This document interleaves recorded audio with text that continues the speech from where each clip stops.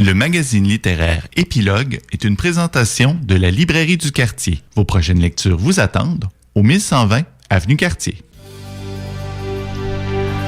C'est déjà le dernier droit de cette émission d'Épilogue. Pourquoi Chat sauvage de Marjo? C'est parce qu'il en est beaucoup question dans le livre dont je voulais vous glisser quelques mots aujourd'hui. Joël Martel, Le chien ne meurt pas à la fin. C'est un chroniqueur, on l'a lu dans plusieurs magazines dans le temps. Il fait aussi de la chanson, c'est très drôle. C'est son deuxième roman. Il nous avait donné il y a quelques années son premier roman, Comme un long accident de char, où il parlait de la mort de son père, du rapport qu'il avait eu avec son père tout au long de sa vie. C'était aussi une occasion de revenir sur les décès qu'il a eus tout au long de la chronologie de son existence. Donc, il nous parle des personnes qu'il a autour de lui qui sont mortes, comment ces personnes-là sont mortes. C'était ironiquement un livre quand même joyeux, plein de lumière. Ce qui résume le mieux, c'est le cliché « La mort, il y a plein de vie là-dedans ».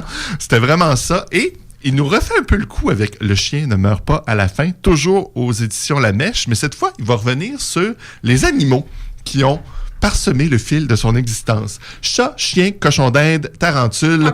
Hamster. C'était le cochon d'Inde de Pamela qui n'a pas beaucoup aimé lorsqu'il était aux résidences d'université.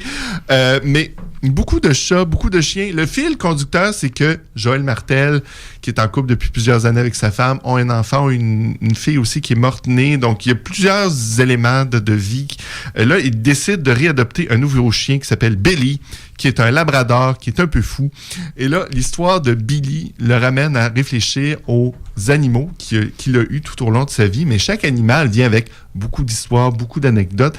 Donc, c'est pas un roman dont je peux vous parler excessivement très longtemps parce que justement, c'est une longue suite de tableaux de chats qui ont été dans sa vie, de chiens qui sont passés, certains plus rapidement que d'autres. On suggérait à Joël Martel de garder ses chats à l'intérieur de sa maison. Il y en aurait beaucoup moins qui finiraient écrapous et disparus.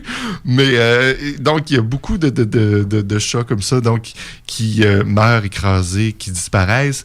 Des chiens. Donc, on suit finalement le fil de son existence, des tableaux qui sont passés au travers ces animaux-là. Très intéressant. C'est pas un grand moment de littérature, mais c'est de l'anecdote sympathique. Ça reste joyeux, ça se lit très bien. Puis moi, j'ai beaucoup aimé ça, ce chien. C'est pas redondant?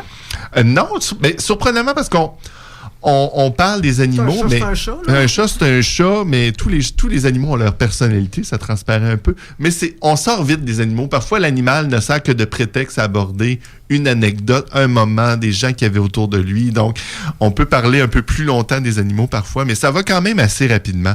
Et c'est très sympathique. Le chien ne meurt pas à la fin. Si vous voulez lire de quoi de pas compliqué pour vous mettre de bonne humeur, ce nouveau roman de Joël Martel chez La Mèche, voilà, léger et sympathique.